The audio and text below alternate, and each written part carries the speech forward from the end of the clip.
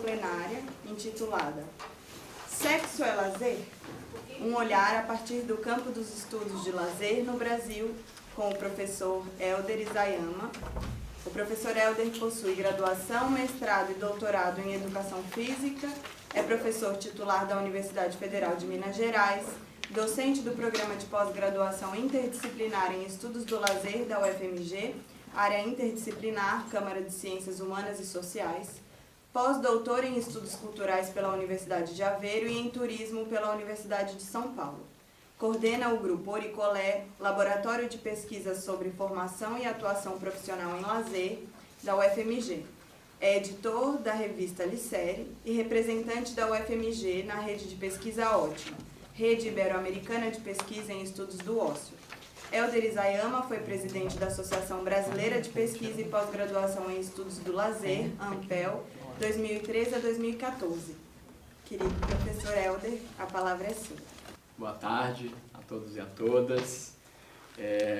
Bom, quero primeiro agradecer esse convite, do Grupo GES-NECO e da Universidade de Aveiro para participar desse evento. Eu entendo que o meu desafio é tentar contribuir com a temática a partir de um olhar do campo dos estudos do lazer. Quer dizer, não sou um pesquisador na sexualidade, mas sim do campo de estudos do lazer. E para isso, eu queria destacar, e eu queria fazer um primeiro apanhado sobre esse campo no Brasil, como é que ele se constitui e como é que a gente está entendendo, ou como é que a gente vem buscando entender essa ideia de lazer, o que significa isso para a gente.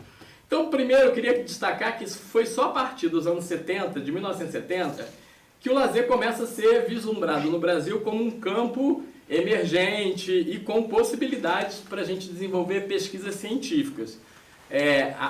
Em detrimento da gente já ter algumas as ações e projetos institucionais sendo realizados aí no nosso país. Foi nesse período, inclusive, que a gente inicia um rompimento, talvez, não sei se a palavra é essa, mas talvez um rompimento com as intervenções ou com a ideia de intervenção no campo da recreação, que é uma palavra muito em voga ainda nos dias de hoje, mas que nos remete especificamente à dimensão da atividade. Também quero destacar que foi a partir dessa década de 1970 que o país intensificou a realização de seminários, de eventos específicos sobre a temática, publicou livros, desenvolveu ações de formação para profissionais que desejassem aprofundar conhecimentos nesse campo de estudos do lazer. No entanto, o tema, ainda naquele momento, não tinha grande repercussão na sociedade. E aí, eu queria destacar aqui que quem tiver curiosidade, nós temos um programa Globo Repórter, que é um programa muito conhecido no Brasil, que passa geralmente às sextas-feiras, E esse programa, em 1974, ele já existia. Nós temos um programa especificamente sobre essa discussão do lazer em 1974. E quando a gente vai assistir o programa, os repórteres perguntam para as pessoas: você sabe o que é lazer? Você sabe o que é lazer? E a cara das pessoas é uma cara de estranhamento, Inclusive pessoas perguntando, lazer é de comer? Coisas como essa, que depois até tem um meme da menininha com batom, mas enfim, já naquele momento as pessoas perguntavam se lazer era alguma coisa de comer.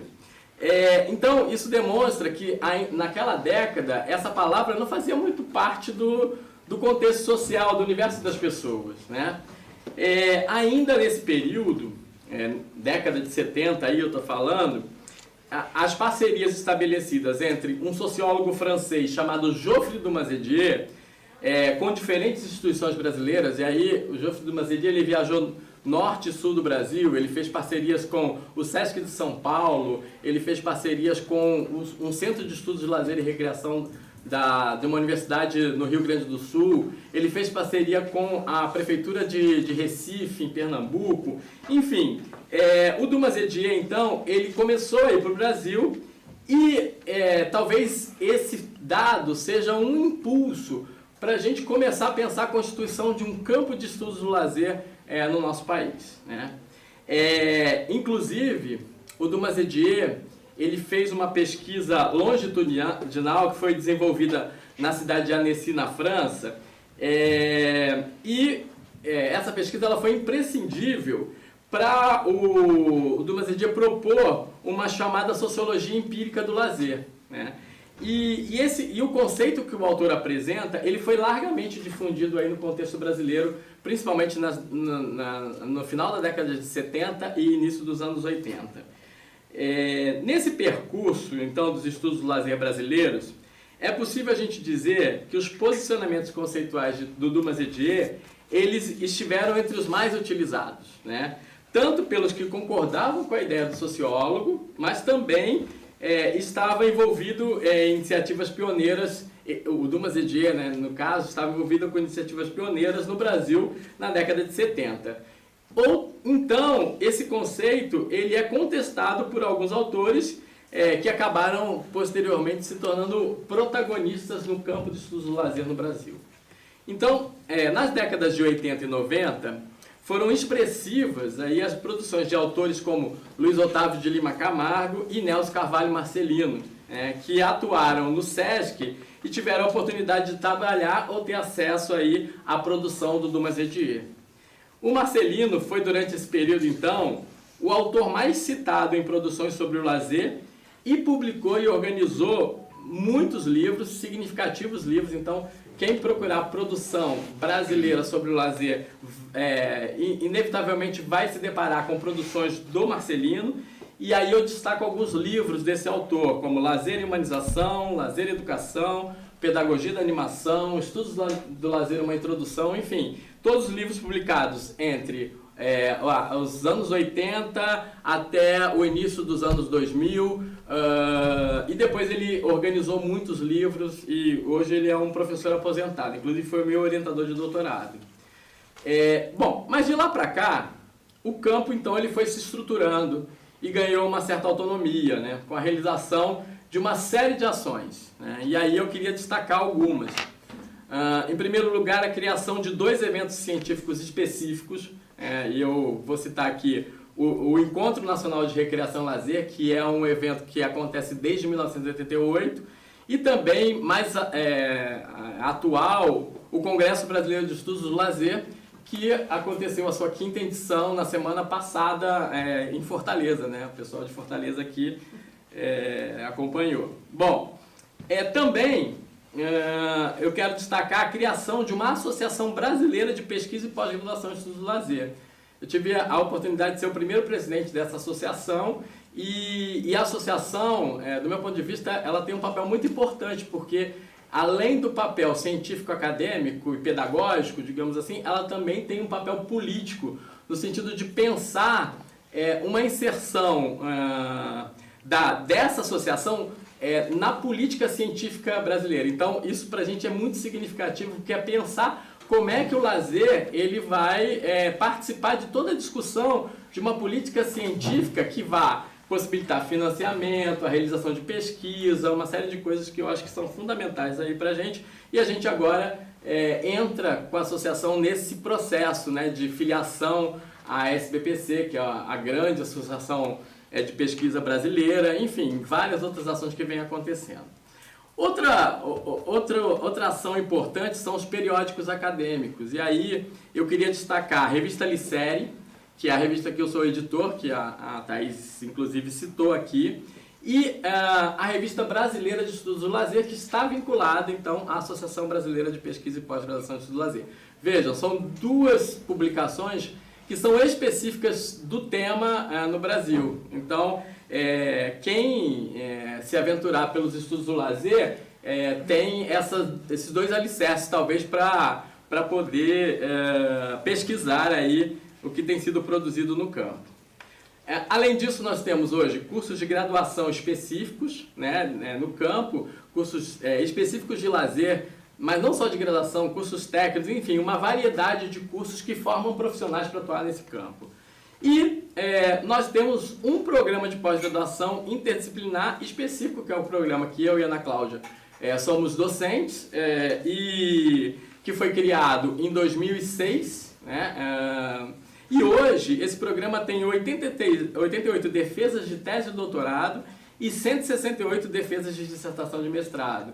Quer dizer, e isso vem numa crescente, então eu acho que isso também é um dado importante, porque se até pouco tempo atrás esse campo era um campo de desenvolvimento de relatos de experiência, hoje nós temos um campo científico realmente se consolidando.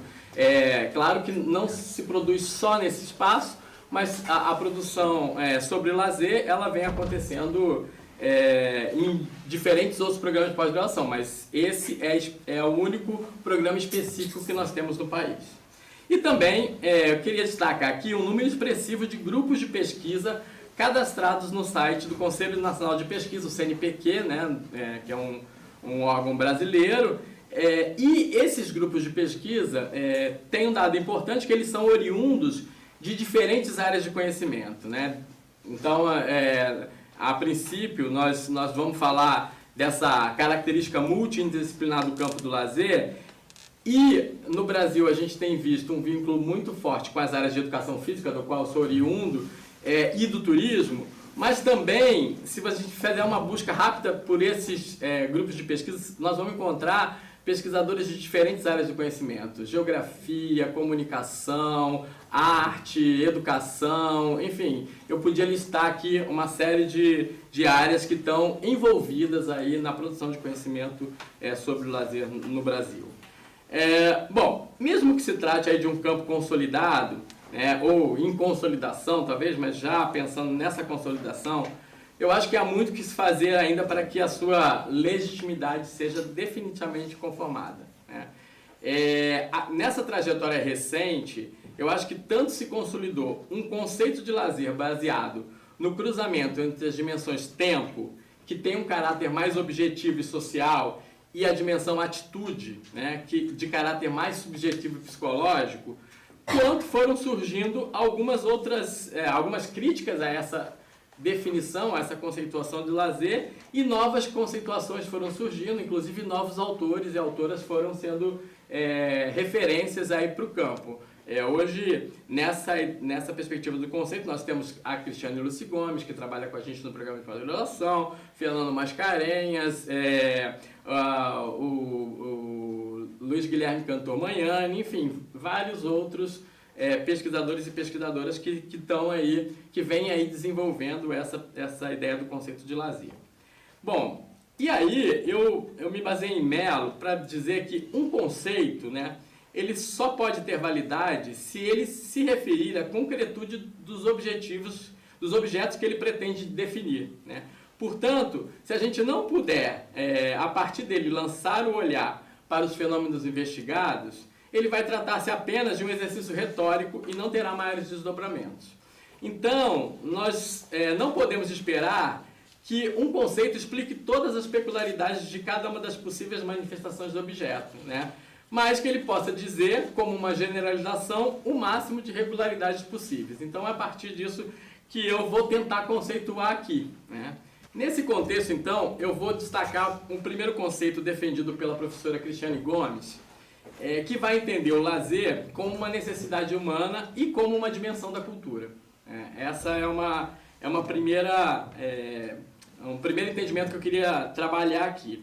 Para a Cristiane, são práticas sociais vividas localmente e que se destinam ao desfrute da vida e apresentam traços de ludicidade, bem como envolvem uma multiplicidade de vivências que devem ser contextualizadas.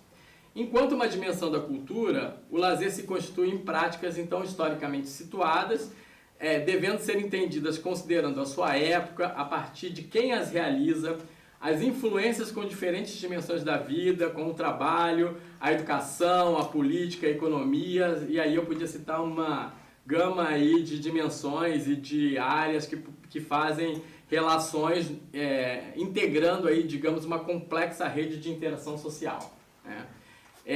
Um outro autor que tem nos ajudado a compreender o lazer é o Luiz Guilherme Cantor Magnani. O autor, então, ele ao definir lazer como necessidade humana e inserindo no âmbito da cultura, ele diz que nós estamos ampliando o alcance do termo e enfatizando sua universalidade, tanto na distribuição, que se refere a todas as partes e todos os tempos, né, como na diversidade de práticas, né. Afirmar isso, do ponto de vista que eu tenho observado, não quer dizer que estamos negando a oposição entre lazer e trabalho, né? Desenvolvida na tendência do movimento operário organizado, quando reivindicam tempo para reposição de energia e articulam uma cultura própria, independente dos valores burgueses. No entanto, segundo o Magnani, deve-se tentar ir além da visão tradicional para o qual o lazer cai no espaço comum dos valores que garantem a reprodução da força de trabalho, né? Não é o caso, evidentemente, da gente negar a validade de tal afirmação, mas sim de recorrer que no nível de generalidade em que se situa não explica o que ocorre no plano concreto vivido, né? E aí, claro, né, então o Magnani vai propor que a gente investigue o lazer no contexto em que ele ocorre, né? Sendo enganoso a gente tentar reduzir a riqueza e a multiplicidade das formas de lazer e entretenimento a um denominador comum, sem levar em conta as significações que os próprios usuários propõem, né, através de seus discursos e práticas, e dão várias alternativas a essa ocupação do tempo, digamos assim. É preciso a gente visualizar a ocorrência dos fenômenos em seus devidos contextos, buscar compreender as lógicas culturais que os determinam, e destaco que as pesquisas de campo, né, elas têm se prestado como importante para nos aproximar então dessas vivências localizadas e regidas em cada um dos contextos específicos, né? Eu tenho trabalhado com a ideia de que a pesquisa de campo vai nos gerar estranhamentos e desafios para a gente conceituar as práticas de lazer, né? O observador, então, ele pode estar em contato com modos de vida em que estão presentes diferentes sistemas de significação, valores e comportamentos sociais, exigindo dele o desafio de extrair o sentido da organização daquela prática de lazer e que, às vezes, não se espera nos universos profissionais ou até mesmo acadêmicos, né? A observação serve nesse sentido para que a gente possa avançar na identificação e na compreensão da heterogeneidade de significados que caracterizam as práticas de lazer em distintos universos ou grupos, tá? Bom, como afirma Magnani ainda, né, o mote dessa perspectiva seria o que Magnani chama de perto e de dentro. A Ana Cláudia já falou um pouco disso ontem na fala dela aqui. Os atores, seria pensar de perto e de dentro os atores sociais envolvidos nas experiências costumeiramente associadas ao lazer, mas também em momentos do seu cotidiano e registrar o que dizem e o que fazem. E nesse sentido, é possível a gente afirmar que o lazer envolve mais do que a realização de atividades, né? Sendo, do meu ponto de vista, um campo autônomo, dotado de características próprias, que vai ocorrer em um tempo e em um espaço específico. Ele inclui ainda a fruição de diferentes manifestações da cultura. E aí eu vou citar aqui as brincadeiras, a festa, o passeio, a viagem, o esporte, as diversas formas de arte, pintura, escultura, literatura, dança, teatro, música, cinema, e aí entre inúmeras outras experiências que eu poderia citar aqui como possibilidades de lazer. E também queria destacar que esse conceito ele inclui o ócio, né? Uma vez que essa manifestação cultural, porque o próprio ócio também é cultural, né? E aí eu estou dando sentido de ócio, não o sentido dos espanhóis, porque eles não têm a palavra lazer, mas estou dando sentido de ócio da língua portuguesa, de não fazer nada. Então, uma vez que essa manifestação cultural pode constituir-se também como uma notável vivência de lazer. Entendo que o lazer está ligado à noção, então, de experiência. E aí eu abro um parênteses para cunhar a noção de bom dia de experiência, quando ele vai falar que a experiência seria aquilo que permanece, o que nos passa ao vivenciarmos algo, a transformação que sentimos a partir das práticas que realizamos. Assim, a experiência adquire um significado particular, na medida em que nos encontramos em um momento histórico no qual o acesso à informação transformou-se em excesso de opinião, né? A experiência é o que nos passa, o que nos acontece, o que nos toca, a sensação que temos experimentado ao experimentar algo, sendo um encontro, uma relação com algo que se experimenta, que se prova. Por isso, eu entendo que, por si só, as experiências, as vivências, não são específicas de nenhuma das esferas da nossa vida, né? mas devem ser significadas pelos próprios participantes. Então, a vivência, a experiência do ponto de vista que eu estou analisando, não significa necessariamente lazer. Elas podem ter diferentes significados dependendo de como os participantes se apropriam dela. Nesse sentido, me chamou a atenção uma fala de uma, que eu estou considerando aqui, uma das maiores pesquisadoras sobre a relação sexo e lazer, que é a professora Lisa Berdichevsky, da Universidade de Illinois, nos Estados Unidos. Ao aprofundar um pouco nesse debate se sexo é lazer, atividades de lazer como e atividades sexuais como e no lazer, eu me deparei muito com os trabalhos dessa autora. E essa autora, ela também tem um trabalho muito forte sobre a ética de pesquisa quando a gente está falando dessa relação lazer e sexo, né? E ao apresentar trechos de seus diálogos com alguns dos entrevistados, a autora destaca que um deles ficou ofendido com uma pergunta sobre se o sexo pode ser visto como lazer, né? Segundo ela, o entrevistado achava ridículo, né? É a palavra que ela utiliza, e ela indaga: por que ele acha essa ideia tão estranha e contraindutiva? Há algum equívoco na minha formação em pesquisa acadêmica em estudos do lazer? Então ela coloca essas questões para a gente pensar. Foram essas dúvidas que me fizeram apresentar o título que propus para essa fala, né? Então, sexo é lazer? Em que medida as ideias apresentadas sobre lazer nos permitem inferir que sexo pode ser considerado uma experiência de lazer, uma experiência no sentido de bom dia? Se analisarmos alguns dos conceitos aqui apresentados, eu já posso inferir que vivência sexual prazerosa, de opção das pessoas, intrinsecamente motivada, pode ser encaixada em quase todas as definições de lazer, né? Tendo em vista que as atividades sexuais consensuais, desejadas pelos indivíduos, que são consideradas como agradáveis, além disso, é surpreendente que tenha levado, do meu ponto de vista, assim, nessa pesquisa que eu fiz, é muito surpreendente que a gente tenha levado tanto tempo para que os pesquisadores pudessem entender essas experiências sexuais como lazer. Se a gente aprofundar nos estudos, se eu não me engano, a partir da década de 80, final da década de 80, que começa a surgir um volume de estudos, que não é tão grande assim, mas um volume de estudos que abordam essa relação. E aí eu queria pontuar que não é fácil delimitar aquilo que eu estou abrangindo dentro desse conceito de sexo, né? E parafraseando aí Judith Butler, o sexo é em si um terreno conturbado, né? Ironicamente, em uma sociedade que falamos muito de sexo, o tema ainda é um assunto tabu, né? Além disso, está frequentemente ligado a uma ideia, talvez, de corrupção moral, embora eu também acredite que as definições do que é moral e imoral sejam específicas de cada cultura e são arbitrárias, né? Nesse contexto, o sexo é pautado por visões moralistas que associam suas práticas à monogamia e à reprodução e buscam o afastamento dos que desviam dos limites do que é denominado aí, entre aspas, normal, né? O sexo é simultaneamente uma ação, uma categoria biológica, entre aspas também, uma característica sexual e uma identidade, sexualidade. No entanto, eu compartilho da ideia de Vereb, né, quando ele vai falar que a experiência sexual não é apenas um encontro entre órgãos sexuais, mas entre duas ou mais pessoas, né? E aí eu encontrei entre duas pessoas e aí eu acrescentei esse ou mais.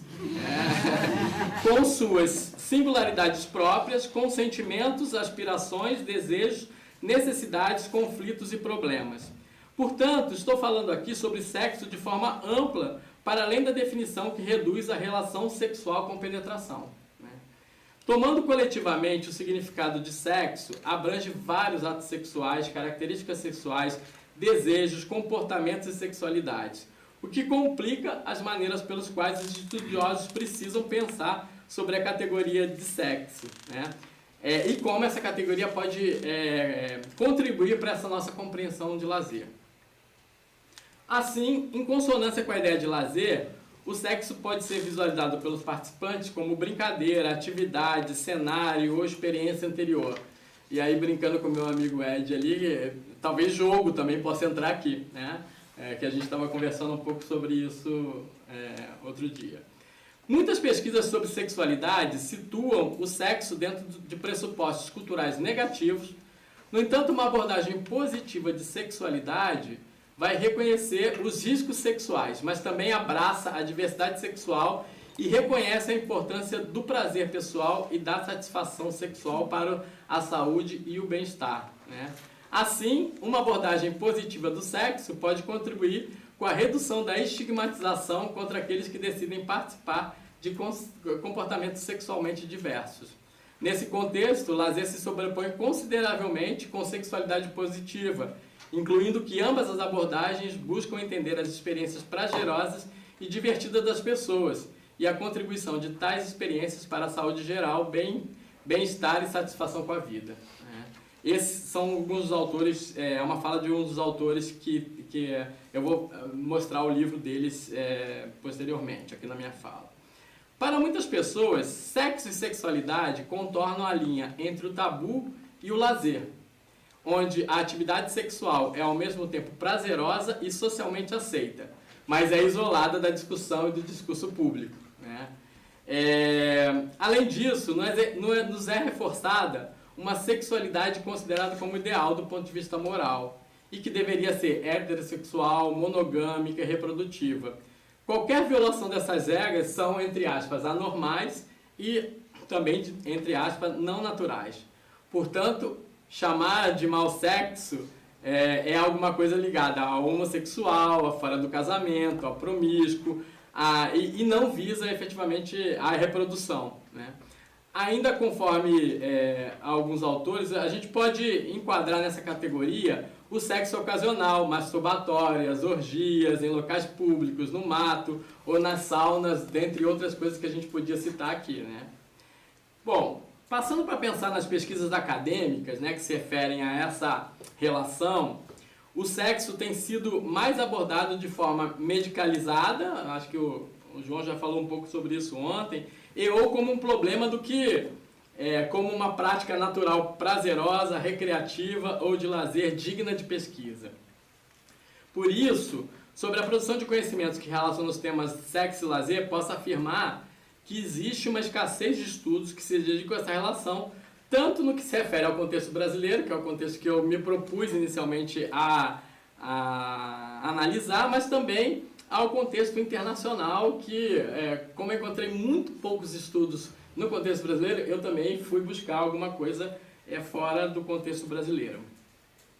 Recentemente, no ano de 2020, foi publicado um dossiê na revista Leisure Science, organizado por essa professora Lisa Berdichevsky, que é dos Estados Unidos, e pelo professor Neil Carr, da Austrália, e que esse dossiê foi publicado em livro em 2022, né, ainda nesse ano.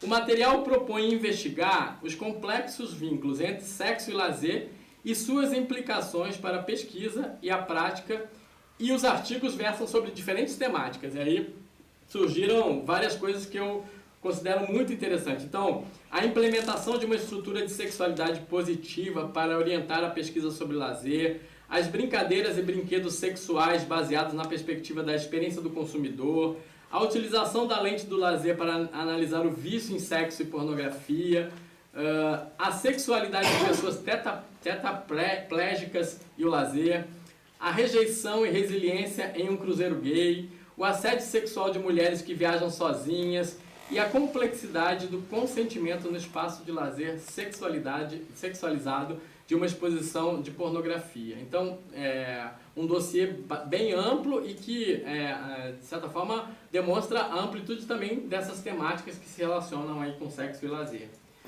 Uma outra produção importante sobre a temática foi publicada em 2021, em formato de livro, e editada pelos pesquisadores canadenses da Universidade de Waterloo, Diana Perry e Corey Johnson. E, inclusive, foi o Alexandre que nos proporcionou acesso a esse livro quando ele nos enviou e me chamou bastante atenção. Esse livro, ele aborda a importância da sexualidade e da atividade sexual e sua relevância para os estudos do lazer.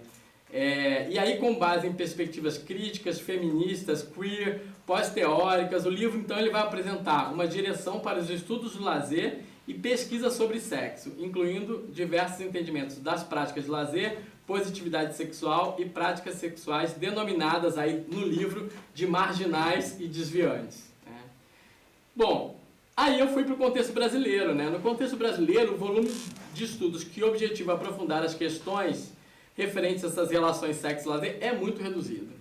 A maioria dos trabalhos apresentados propõe uma interface com essa discussão, mas não abordam centralmente o sexo como lazer. Né?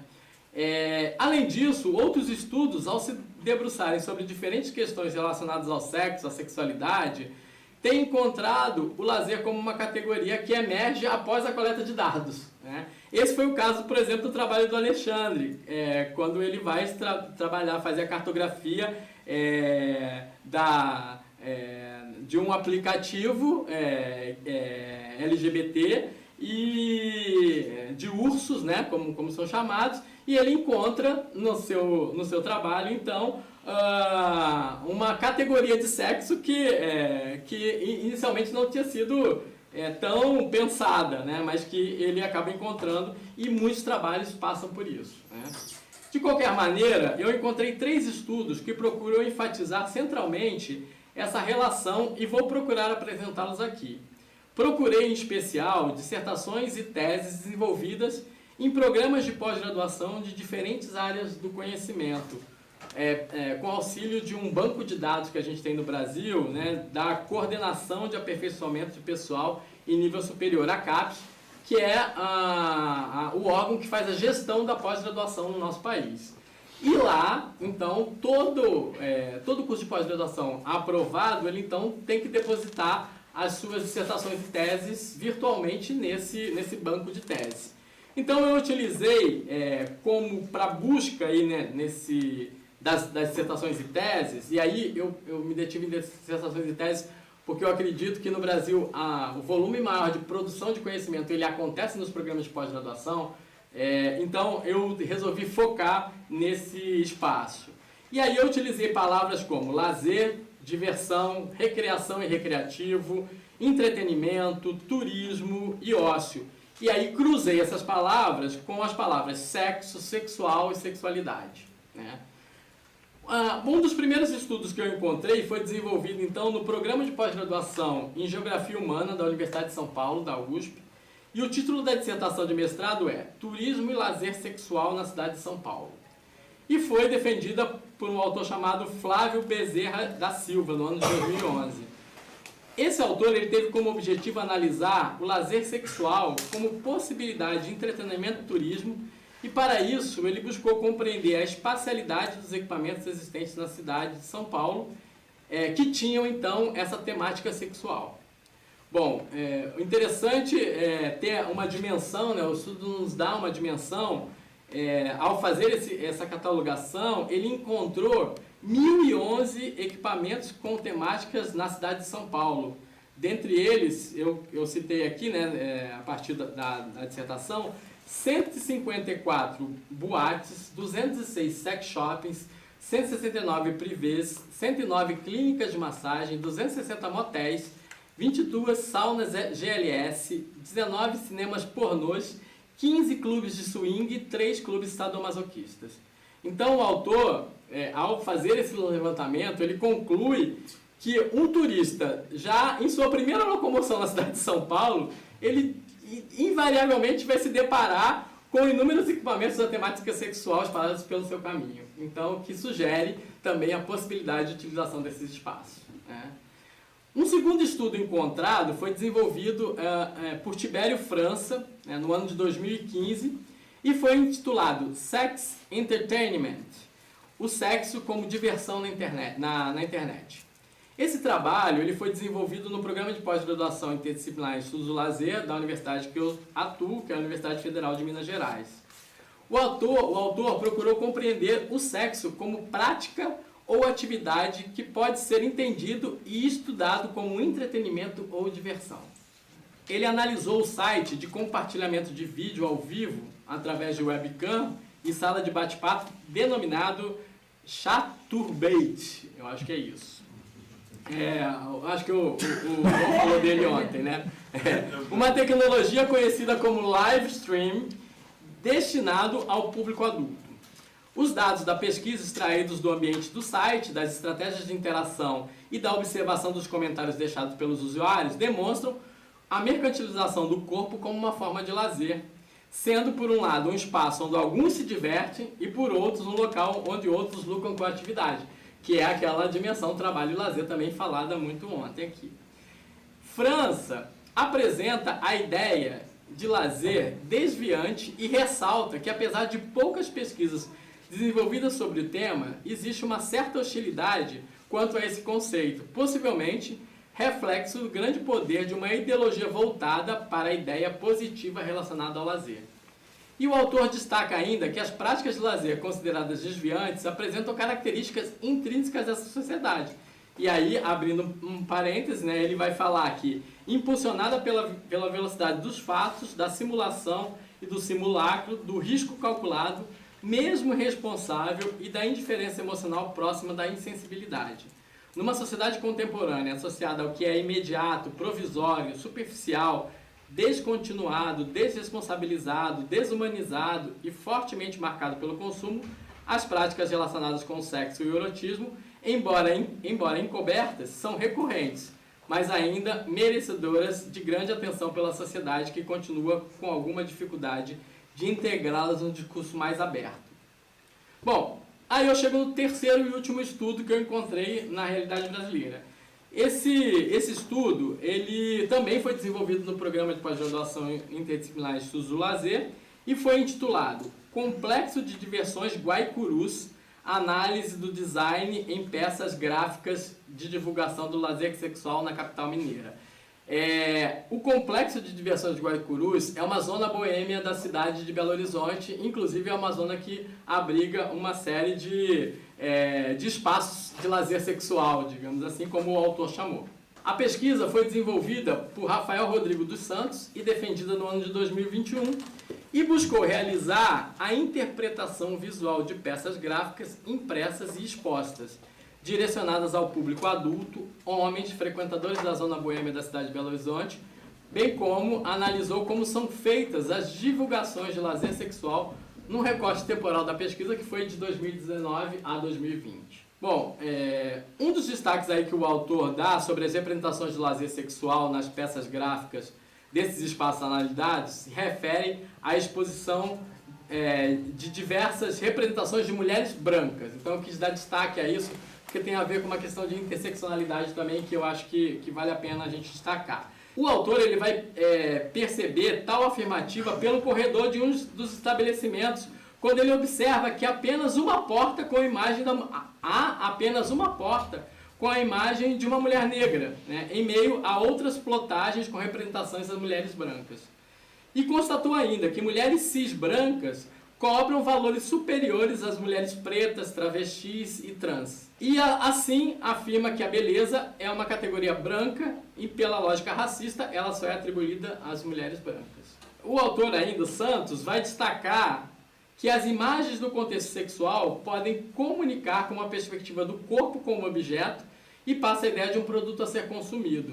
Essas mesmas imagens, elas carregam significados e perpetuam, então, estereótipos que estão ligados à cultura e aos fatores sociais, sejam eles reais ou fictícios. Bom, diante desse pequeno número de estudos e das discussões que eu encontrei na realidade do campo de estudos de lazer no Brasil e também, abrindo parênteses aqui, em outros países, eu destaco alguns dos aspectos que considerei interessante para esse debate. Quer dizer, eu pensei algumas coisas que eu fui lendo nos trabalhos e que eu considerei como alguma coisa que valeria a pena a gente refletir sobre. Também algumas coisas que são polêmicas e que eu também não tenho ideias muito fechadas em relação a isso.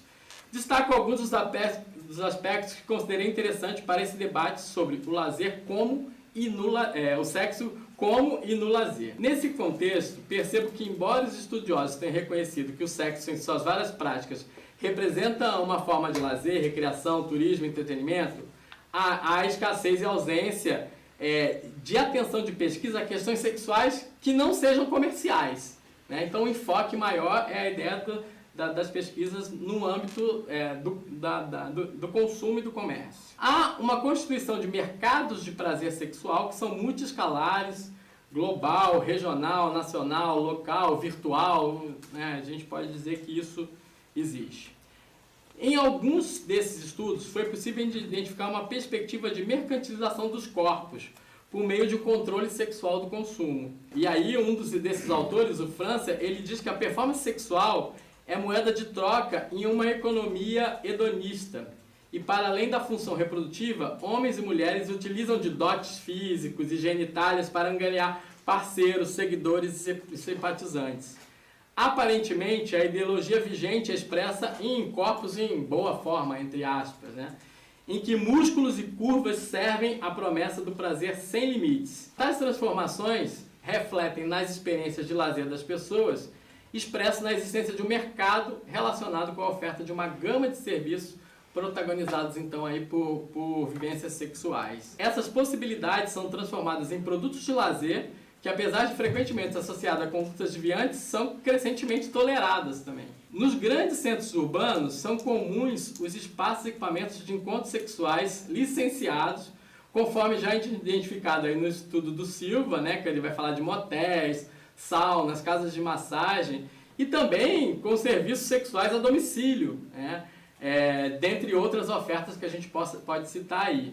E esses serviços são comumente relacionados aos altos valores econômicos e voltados aí para o mercado do luxo. Essas vivências se apresentam como promessas de realização e satisfação individual, que é reflexo de uma sociedade que muitas vezes necessita de válvulas de escape, né? E para essas pressões sociais que a gente enfrenta. Inclusive, essa é uma das grandes questões que a gente vem estudando no lazer. O lazer sendo visto principalmente como possibilidade de desestressar, como possibilidade da gente se livrar um pouco dessas pressões sociais. O que acaba não acontecendo porque a mesma sociedade que produz o trabalho produz o lazer. Então, a gente também estende isso para o nosso momento de lazer. Essas vivências podem ser interpretadas como deslocamentos que expressam diferentes significados corporais, sexuais e culturais relacionados ao prazer. Portanto, revelam relações de poder e estruturas coercitivas sobre sexualidade, como também podem ser visualizadas como outras maneiras de desejar e sentir prazer.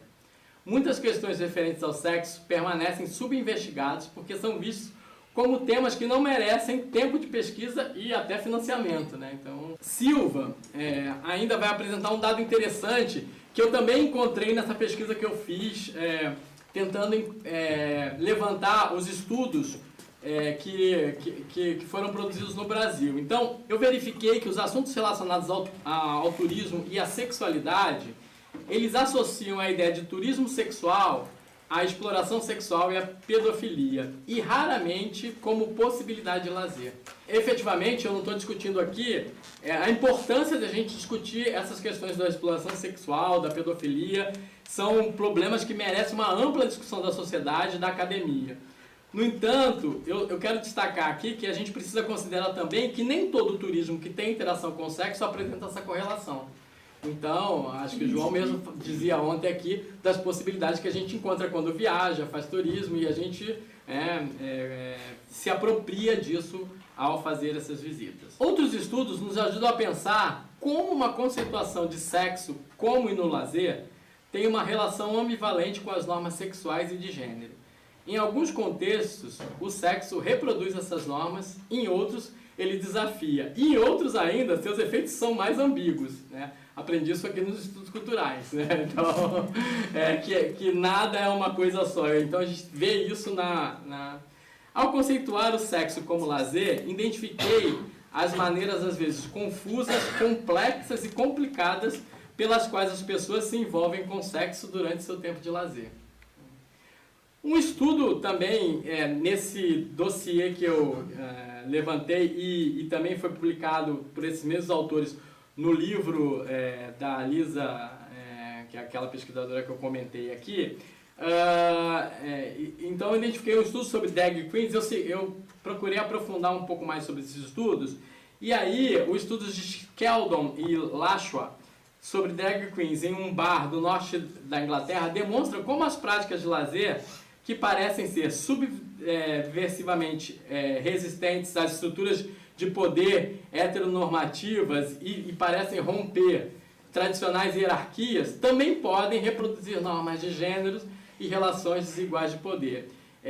Foi interessante, eu quis destacar isso porque isso acontece em vários dos estudos que eu analisei, né? Embora as drag queens, por exemplo, né, que é o caso desse estudo, sejam convencionalmente, geralmente visualizadas como uma paródia subversiva que desfaz, desafia normas e estereótipos de gênero, a etnografia que esses autores fizeram, né, revelou também culturas de misoginia e hostilidade em relação a mulheres, né? Além disso, os estudos eles demonstram um crescimento de possibilidades vinculadas às novas tecnologias, inclusive agrupando e fazendo interagir pessoas com afinidades sexuais. Os elos criados no cyberespaço têm apresentado uma gama de vivências concretas para experiências sexuais como e no lazer. Os indivíduos podem ter um primeiro encontro pelos meios virtuais e, após identificar as afinidades, acabam por se encontrar pessoalmente ou até mesmo o contrário, né? A gente pode ter o espaço virtual uma continuidade de grupos de vivências sexuais iniciadas presencialmente. Além disso, eu quero destacar que a pesquisa sobre sexo como e no lazer, nesse tipo de pesquisa é fundamental a gente pensar o envolvimento de equipes multi e interdisciplinares, né, de pesquisadores e estudantes. Um universo aí que possa incluir colaborações de estudiosos de lazer, turismo, gênero e sexualidade, saúde, gerontologia. Encontrei várias pesquisas sobre sexo como lazer na velhice, educação, tecnologias, enfim, dentre outras áreas que, do meu ponto de vista, devem e podem se envolver com esse debate. É importante destacar também que as análises a partir da interseccionalidade atravessam os estudos sobre sexo como e no lazer. Então, encontrei vários estudos, né, tentando apresentar a questão da interseccionalidade ao longo do seu debate. Uma outra questão que gostaria de destacar, observada a partir da leitura dos estudos sobre o sexo como e no lazer, dizem respeito às questões éticas em pesquisa e do envolvimento dos pesquisadores, né? Acho que isso é uma coisa crucial quando nós estamos pensando nesse desenvolvimento e na tentativa da gente ter mais pessoas pesquisando isso. Isso é crucial, porque os estudos do campus têm destacado, por exemplo, as questões da posicionalidade e da reflexividade do pesquisador em pesquisa sobre sexo e lazer, né? As discussões sobre sexo como no lazer podem justificar o medo de que esses possam ser vistos como não rigorosos, né? Pois pode-se presumir que o pesquisador está estudando um aspecto particular do sexo porque participa pessoalmente das experiências estudadas e a considera prazerosa, né? Isso, no olhar de uma pesquisa científica tradicional, eles consideram que o rigor é o máximo para esse tipo de pesquisa, né? Então, o rigor é considerado como um sinônimo de distância. E para moderar o caráter libidoso do sexo, os pesquisadores podem ser tentados a se distanciar do assunto em questão. No entanto, aí eu me reporto novamente a Lisa Berdichevsky, né, a autora que trabalha efetivamente com essa questão da ética na pesquisa, quando ela observa que tal distância é muitas vezes impossível e indesejável, afetando assim negativamente as relações do pesquisador com seus participantes e, consequentemente, a qualidade dos dados. A proximidade entre pesquisador e o sujeito que caracteriza a pesquisa sobre sexo e lazer permite envolvimento crítico com o papel do pesquisador no desenho da pesquisa. Os textos dessa pesquisadora são muito importantes. 5 minutos? Tá. São muito importantes, já falei isso tudo. São muito importantes porque,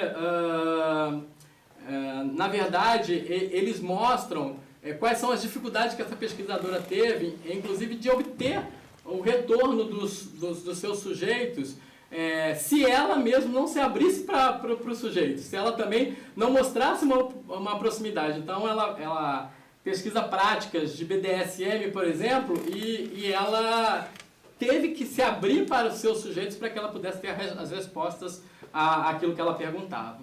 Em função dessas questões, o estigma em torno do sexo pode levar à percepção de que a pesquisa sobre sexo pode ser um problema na carreira de nós pesquisadores e pesquisadoras, que se dedicam então a esse tema. Portanto, muitos estudiosos e estudiosas evitam o estudo do sexo por medo da repercussão na carreira. Comentava isso ontem com o João, né, que surgiu interesse, mas a gente sempre fica com receio de como isso será dentro de um universo que é muito tradicional, um universo que é muito... pensa num rigor científico nessa perspectiva tradicional que eu disse. Parece consenso entre os pesquisadores e pesquisadoras que no meio acadêmico, conduzir pesquisa sobre sexo, mesmo usando métodos distantes da experiência, pode ser um tanto perigoso para as trajetórias profissionais, embora haja sinais de que isso esteja mudando. E essa é uma fala da Lisa, dessa professora, quando ela vai expor aí os seus argumentos. É possível destacar em vários estudos sobre o tema os relatos da hostilidade sofrida por pesquisadores e pesquisadoras, né?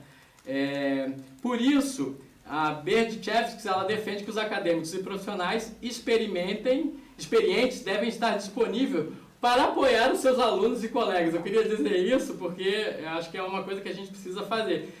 Alunos e colegas que se aventuram no estudo de tópicos arriscados como esses, né? Incluindo sexo, especialmente quando as complexidades de identidades pessoais e profissionais são exploradas.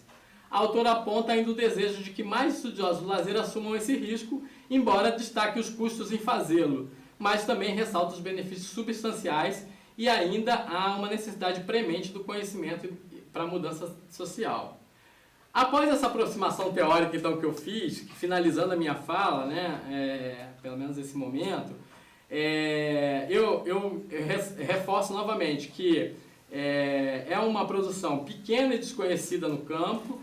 Eu passei a compreender que analisar o sexo como uma experiência de lazer e no lazer expande não apenas nossa compreensão de lugar e espaço, mas também como esses conhecimentos podem e devem ser explorados em benefício dos estudos de gênero, da justiça e da igualdade social e da sociedade como um todo. Assim, responder à questão levantada no título dessa fala não é um esforço simples e considero que não existe uma opinião única, conclusiva e universal.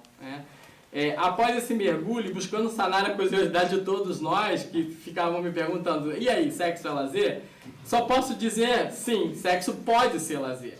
Portanto, que tal seguir a proposta de Maiane quando nos fala para olharmos o lazer de perto e de dentro, né? Sendo assim, busquem, usufruam, inventem e imponham suas próprias regras e valores em consonância, contraposição, negociação com as normas sociais vigentes. Bom, acho que era um pouco isso que eu queria conversar com vocês e fico à disposição para a gente dialogar um pouco mais aí, tá bom?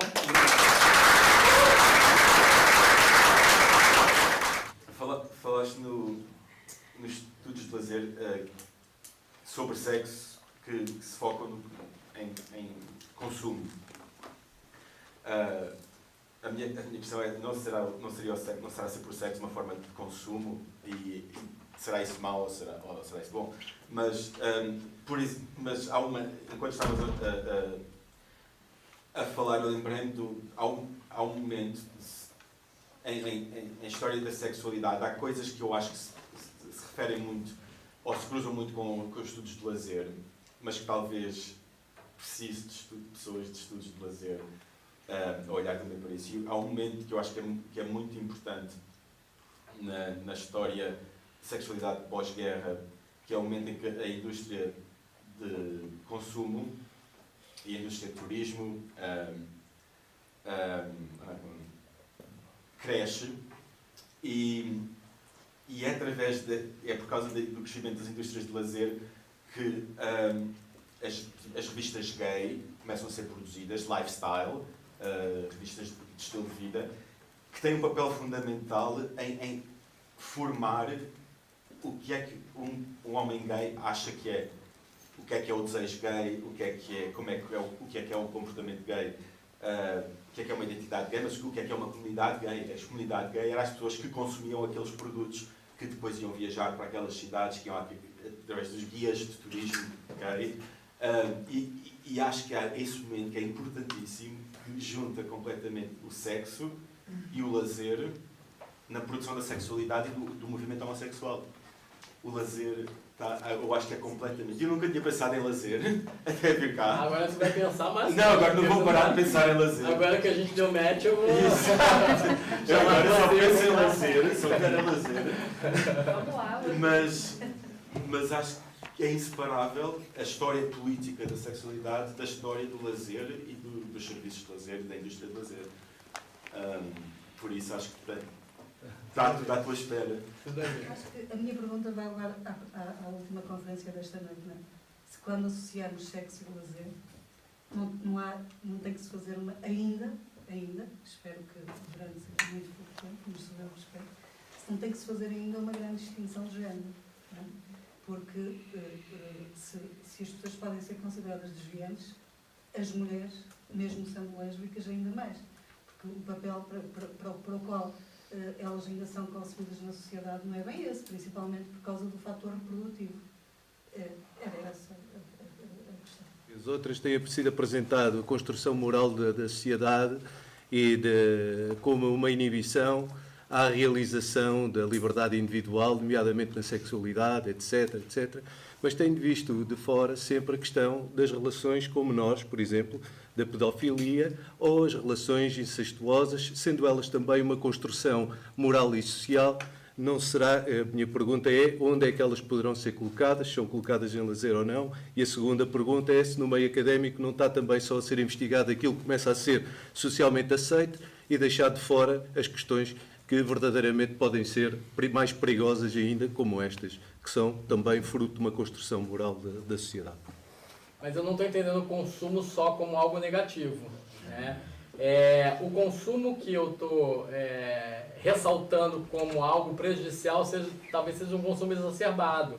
Eu tenho, nessa análise do consumo, eu tenho utilizado muito um autor chamado Nestor Canclini, quando ele vai falar de um consumo consciente, né, onde as pessoas estão conscientes para esse consumo. Então, talvez essa forma de consumo seja uma forma que eu pense como mais adequada.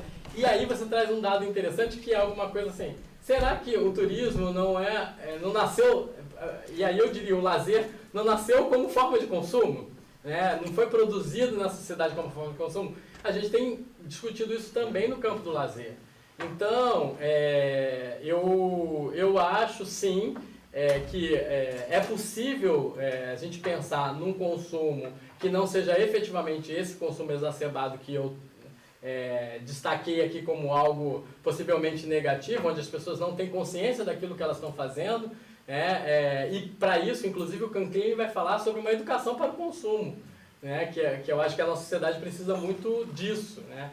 Então, é nesse espaço que eu tenho tentado trabalhar e talvez não tenha abordado isso, porque também não foi uma questão que eu aprofundei aqui, eu apenas pincei isso dos estudos que eu fui trabalhando. E sobre a segunda questão, né, assim, na verdade não foi uma questão, você fez uma colocação, né, eu também concordo com você, acho que os espaços de lazer os espaços, por exemplo, que dão identidade a determinados grupos. E o nosso grupo LGBTQIA+, a gente se identifica nos espaços de lazer, porque a gente não é gay, a gente é mais um na multidão, mas aonde que a gente tem se identificado, né, principalmente nesses espaços. Né? Então, isso amplia, do meu ponto de vista, um volume de possibilidade de a gente pesquisar lazer quando nós estamos falando principalmente desse público, por exemplo. Né? Então, eu concordo com você e eu acho que nós estamos fazendo um volume interessante de pesquisa. Ainda acho que a gente tem pouco conhecimento ainda de sexo, sexualidade dentro do campo do lazer, quando nós estamos abordando esse estudo, por exemplo, populações específicas como LGBT. Mas eu acho que como um campo ainda em construção e um campo que vem se consolidando, eu acho que isso tem sido alguma coisa que vem acontecendo. Né? E aí se você, por exemplo, for na revista que eu sou editor, você vai encontrar, né, um volume de textos sobre esse debate. Ainda incipiente, assim, em termos de fundamentação teórica, acho que vocês precisam aprofundar um pouco nisso. eu vou passar aqui para o do Miguel, que depois eu quero entender melhor a da Helena, mas assim, o Miguel coloca a questão da pedofilia, de algumas práticas que a gente poderia dizer assim, essas práticas... Ao ler esses trabalhos, eu ainda não tenho nenhuma opinião muito formada, né? Mas ao ler esses trabalhos, uma coisa que ficou muito forte para mim é o seguinte, é claro que tudo é uma construção cultural e social, né? Então é muito difícil fazer esses julgamentos, mas ao ler esses trabalhos, eu sempre fiquei pensando no que encaminha para a justiça social, no que encaminha para a igualdade de direitos, né? Então, bom, a pedofilia provavelmente não, né? Eu tenho... Então assim... Relações incestuosas, por exemplo, também. Assim, mas aí assim, é um outro debate. Mas eu diria que, por exemplo, no caso da pedofilia e dos abusos sexuais, isso para mim não se enquadraria naquilo que eu consideraria como lazer.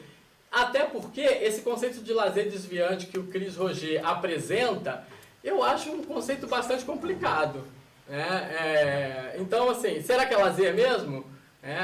E mais do que isso, hoje, eu trouxe aqui uma perspectiva de lazer do Magnani, e o Magnani, ele está falando lá de perto e de dentro, mas o Magnani está falando uma coisa interessante, né, para a gente, que quando ele vai dizer que o lazer é verbo, né? A gente tem que pensar muito menos como adjetivos, e a gente vem adjetivando muito. Lazer isso, lazer aquilo, lazer aquilo. Eu tenho pensado muito menos como adjetivo no lazer e mais como lazer enquanto verbo. Né? Então, nesse caminho que eu tenho tentado trabalhar. Muito obrigada pela conferência, ela foi, assim, muitas ideias, muita coisa que já dialogamos e que na minha cabeça abriu também outro espaço de diálogo. Muito obrigada por isso. Duas coisas. Uma, é de facto muito difícil tratar este tema na academia e eu posso dizer que já hoje de manhã tive aqui uma colega minha que me disse, outro congresso, hã? E eu disse, sim, outro congresso. E diz ele, pois, e esta é uma pedrada no charco, não é? Dizia-me a colega. Eu disse, sim, uma pedrada no charco. Começa logo pelo cartaz, não é? Mas podia ser pior. Podia ser pior, a gente andou a limpá-lo, porque a coisa estava pior. Mas o que é que te incomoda? E dizia-me a colega, eu disse, é os pelos nas pernas, dizia-lhe eu. Os pelos. Não, são as algemas. Portanto, isto obviamente que está a ressoar, nós procuramos fazer... Só as algemas, né? Só as algemas. Nós queremos inveja.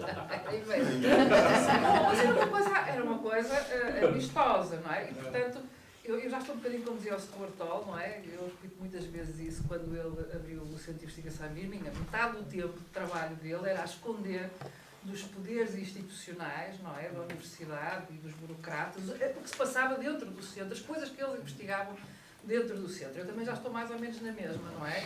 Um pouco, o meu esforço enfim, encontrar o tal espaço, não é? Onde a gente possa, e de facto, só juntar estas duas coisas e pôr este cartaz, a coisa já se tornou difícil e eu já tive, de facto, ecos disso. Pergunta, uma das coisas que eu acho mais interessantes, enfim, acho tudo interessante, mas que para mim são mais instigantes nesta área, tem a ver com as questões da metodologia. E tem a ver exatamente com essa questão das relações que ficam muito claras de poder entre o pesquisador e o pesquisado. Não é? E, portanto, esta ideia de o investigador perguntar alguma coisa ao outro da sua intimidade, não é? Quais são as suas práticas de lazer na sua vida íntima sexual, em que você não tem nada para trocar. Ou seja, você não vai partilhar com o pesquisado quais são as suas próprias práticas. Portanto, há ali uma relação de poder e de quase que extorquir do outro aquilo que é a sua própria intimidade. Eu acho esta relação que expõe no limite, claro que toda a relação de pesquisa, não é, de investigação, tem esta relação de poder, não é? Eu vou extorquir dados do outro. Mas esta aqui toca num ponto, não é? Muito difícil, ou seja, eu já nem falo no distanciamento, porque é claro que isso é um distanciamento do investigador para o investigado, a gente sabe que isso está bastante discutido nos métodos qualitativos e está bastante ultrapassado. mas é mesmo o grau de poder, de exercício de poder e de desigualdade entre mim, pergunto, e o sujeito investigado que responde. Eu gostava de saber como é que... Eu não tenho nenhuma solução para isso. Acho que não, se você não tem, imagina isso. Como é que você pensa isso? Se você quer speak as a speaker, você não... Como é que você pensa isso? Então, depois de uma fala da professora Manuel, eu fico um pouco constrangido. Mas, enfim, principalmente a respeito da questão da interseccionalidade. Eu acho que você tocou nisso em um dos estudos que colocou, e aí eu fiquei curioso para entender, a partir desse compilado que você faz, a sua visão a respeito da presença disso e do interesse acadêmico nessa questão dentro da área das sexualidades e do lazer. Do tipo, você fala que foi constatado numa pesquisa que a carne preta era mais barata que a carne branca, digamos assim. E isso me impactou profundamente, assim. E até que ponto isso é um interesse ou faz sentido pesquisar isso dentro dessa relação entre sexo, lazer e também de consumo, né? Quando a gente faz essas relações, a coisa acaba meio que nos colocando nessa questão de objetificação desses corpos e até que ponto transformar o entendimento dessas relações de troca não acaba também por nos fazer pensar de novo nesses corpos subalternizados, né? Que são excluídos, que são colocados à margem. Eu fiquei pensando aqui na pergunta que o Miguel trouxe e ando pensando esses dias, ultimamente, que a gente dá voltas e voltas e acaba nas relações de poder sempre, né? A gente vem de vários lugares e em algum momento a gente esbarra nessa questão da relação de poder. E aí fiquei pensando numa coisa que acho que você falou no início da sua fala, que é a questão consensual, lazer e questões consensuais, né? Porque até que ponto e como você pensa isso? Se é uma questão de... Esses são exemplos, né? Mas tem outros, muitos. Se é lazer para um, mas é violência para outro, como que o lazer vê isso, entendeu? A questão consensual dentro dos estudos de lazer. Eu não vou apresentar uma questão como tal, se calhar era só para contribuir em função do que o Miguel disse. Eu venho de uma realidade diferente, venho da África. Quando eu peguei o link, mandei para publicar onde eu trabalho, uma menina baixou e disse, desculpem a expressão que eu vou utilizar, porra, até que enfim, agora eu vou começar a pensar ciência. Foi essa expressão que ela utilizou na página da instituição. Disse, até que enfim, agora estão a começar a pensar ciência. Isso vem a conflituar com aquela ideia que o Miguel apresentou, se é que como é que a universidade olha para esta questão do lazer, da sexualidade, aliás, e vem também a coadunar com a ideia da Helena, que diz que agora é que começamos a fazer amor ou sexo. Porque para a nossa realidade africana, isto é um tabu. Universidade não se pode falar isso. Então, eu acho que é algo brutal para aquilo que é a perspectiva que eu estou a apanhar aqui da nossa realidade africana. É só isso. Não é uma questão de dar um contributo, se calhar. Vou focar num aspecto que foi referido e que também é de natureza epistemológica e metodológica. E que é isso, como lidar com as guias epistemológicas e metodológicas para as investigações neste âmbito, da sexualidade e do lazer, quando ainda predomina, como referiu, não é, uma ideia de rigor que, de certa maneira, elimina da reflexão epistemológica o contexto cultural e político da produção e reprodução do conhecimento. Ou seja, de certa maneira, coloca esse rigor sob o signo da demonstração e não da argumentação. Portanto, isto coloca-nos, de facto, dificuldades no terreno para fazer este tipo de investigação. E, portanto, seria preciso modificar para facilitar o avanço neste estudo. Acho que essa questão da Maria Manuel, quando ela coloca, que tem a ver com a questão que o Rui coloca, que tem a ver também com a questão que a Alessandra coloca, de certa forma, mas assim, eu tive que procurar mais texto. Quando eu li o primeiro texto da professora Lisa, né, eu falei assim, eu preciso procurar mais coisas sobre isso, porque isso está dando um nó na minha cabeça, né? Como é que a gente vai lidar com isso? E aí, assim, eu também não tenho nenhuma resposta fechada sobre isso, mas eu encontrei coisas nos textos dela que demonstram mais do que eu pretendia pensar sobre isso. Então, assim, essa coisa que você falou, Maria, de nós não vamos partilhar a nossa... Ela partilha.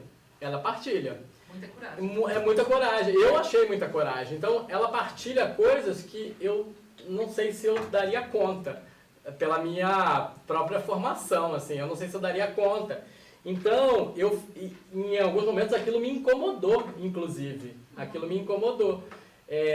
Eu mesmo, tentando não ser careta, fui caretíssimo em alguns momentos. Né? É um pouco isso que se passou quando... Então, assim, a gente do meu ponto de vista, são objetos muito importantes de ser estudados, pouco estudados, por uma série de questões. Inclusive, essa é uma dessas questões, eu acho que é primordiais quando a gente vai pensar nisso.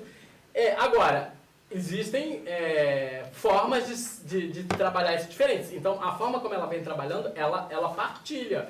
Ela partilha, inclusive, ela trabalha nas pesquisas dizendo que ela só conseguiu retorno a partir do momento que ela começou a partilhar essas coisas. Porque aí ela desconstruiu essa relação de poder que você tanto disse e fez uma relação mais, né, horizontal. Né? Então, a partir desse momento, a pessoa começa... E mais interessante que isso, assim, ela faz relatos que eu fiquei pensando também.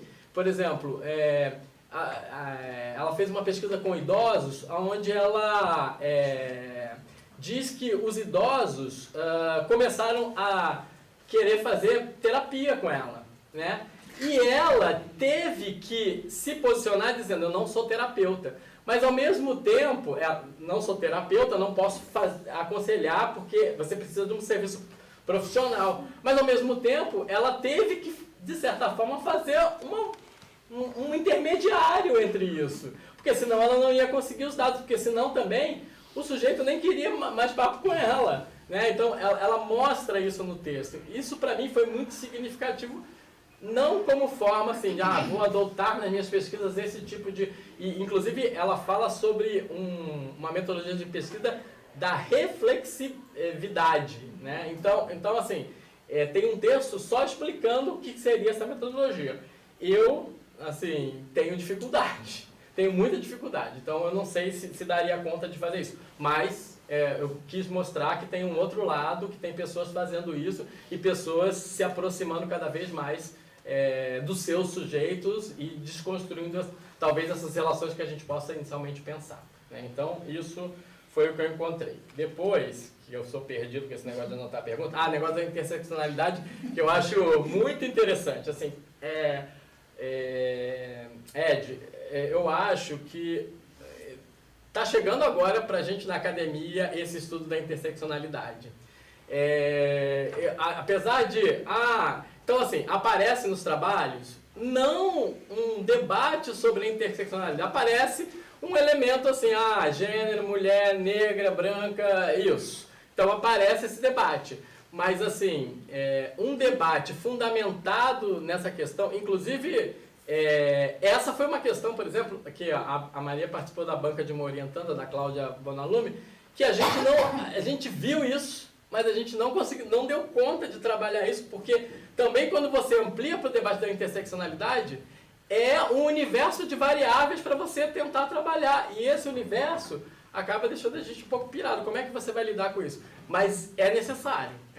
Então, eu acho que nós estamos ainda na academia engateando com isso, apesar disso já aparecer nos trabalhos, como esse trabalho que eu citei, que é o trabalho do Rafael, onde isso aparece como um dado. Então, e aí você faz uma relação que isso tem a ver com um debate interseccional, mas isso não necessariamente, né, é o que a gente está chamando de interseccionalidade no coisa da palavra. Então, um pouco isso que eu tenho visto. A questão do lazer, Alessandra, eu tenho, nesses estudos aqui, essa coisa você fala assim, violência, isso é lazer ou não é lazer, é difícil. Nessa concepção de lazer que eu tentei trazer aqui, que tem a ver com essa proposta do Magnani, eu acho que cada vez mais olhar para os contextos para tentar entender o que é lazer.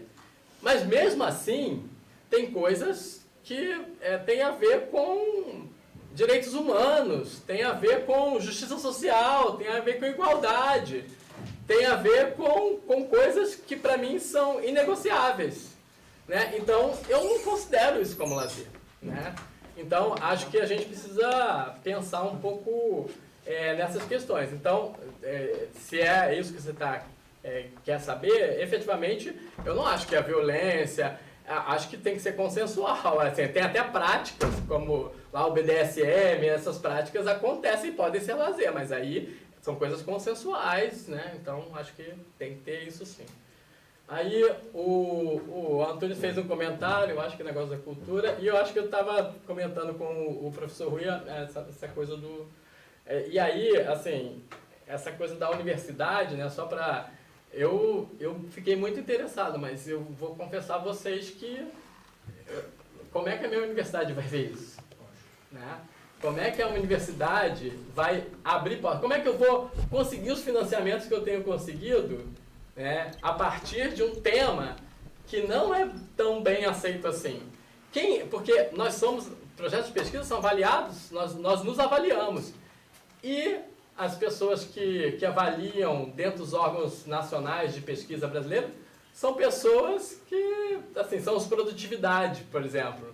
E os produtividades, eles querem argumentos para te tirar. E esse vai ser um argumento, vão nadar de braçada, né? Então, assim, é alguma coisa que eu tenho receio, mas eu acho que em algum momento nós vamos ter que enfrentar essas coisas na universidade, assim como esse congresso, para mim, é um enfrentamento importante. Né? Então, é isso, eu acho que é por aí. Tá bom?